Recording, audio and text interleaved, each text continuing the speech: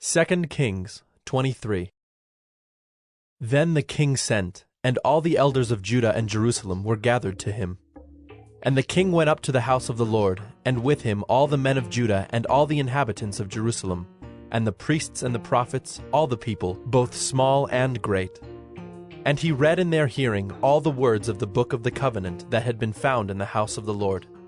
And the king stood by the pillar and made a covenant before the Lord, to walk after the Lord, and to keep his commandments and his testimonies and his statutes, with all his heart and all his soul, to perform the words of this covenant that were written in this book.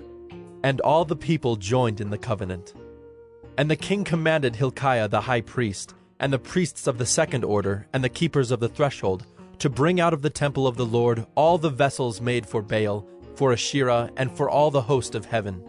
He burned them outside Jerusalem in the fields of the Kidron, and carried their ashes to Bethel. And he deposed the priests whom the kings of Judah had ordained to make offerings in the high places, at the cities of Judah and around Jerusalem. Those also who burned incense to Baal, to the sun and the moon and the constellations, and all the host of the heavens. And he brought out the Asherah from the house of the Lord, outside Jerusalem, to the brook Kidron, and burned it at the brook Kidron, and beat it to dust, and cast the dust of it upon the graves of the common people.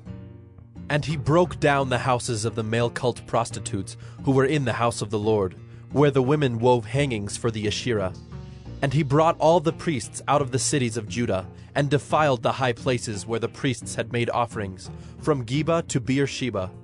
And he broke down the high places of the gates that were at the entrance of the gate of Joshua, the governor of the city, which were on one's left at the gate of the city.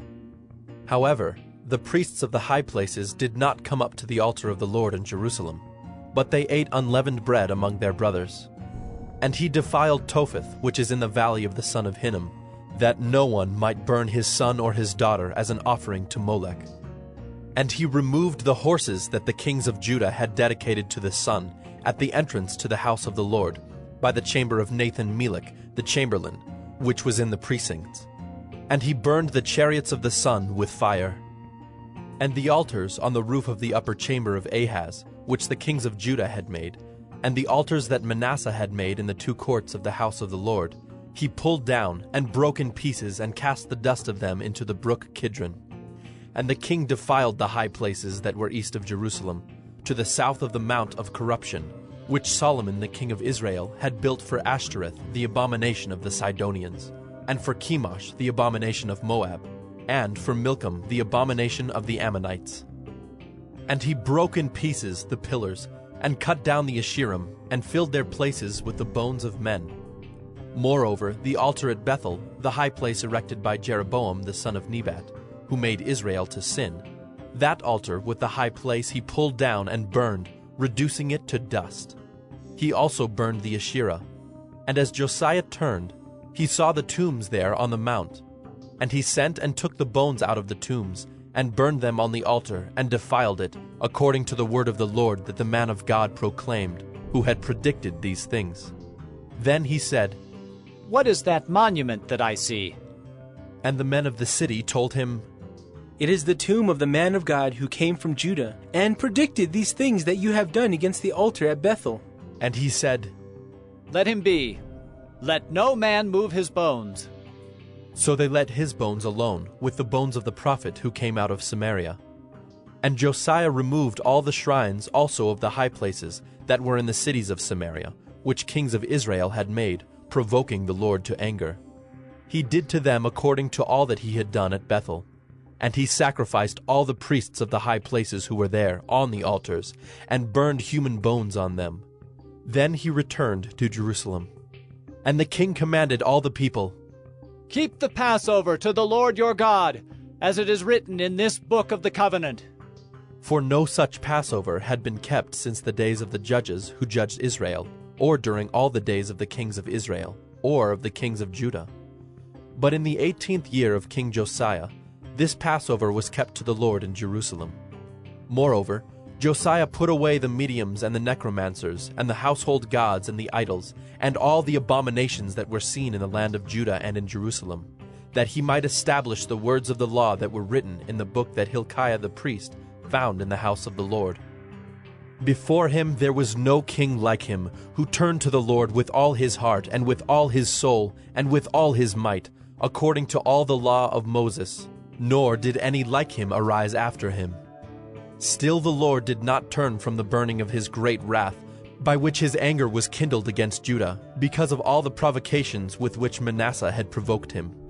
And the Lord said, I will remove Judah also out of my sight, as I have removed Israel.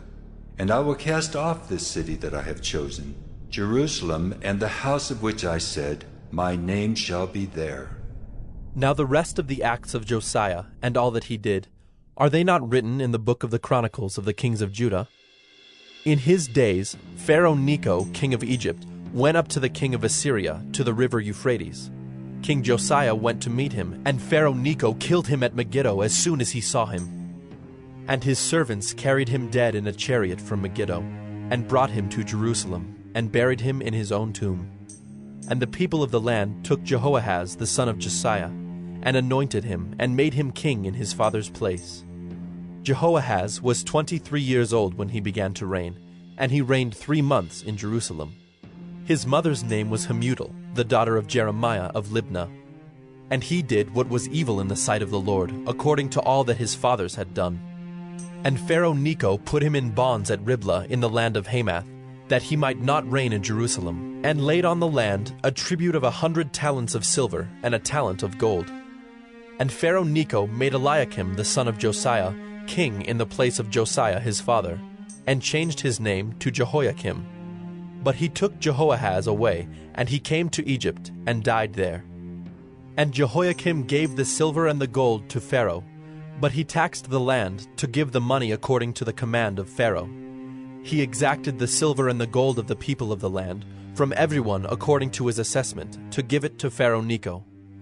Jehoiakim was 25 years old when he began to reign, and he reigned 11 years in Jerusalem. His mother's name was Zebidah, the daughter of Pedaiah of Rumah. And he did what was evil in the sight of the Lord, according to all that his fathers had done.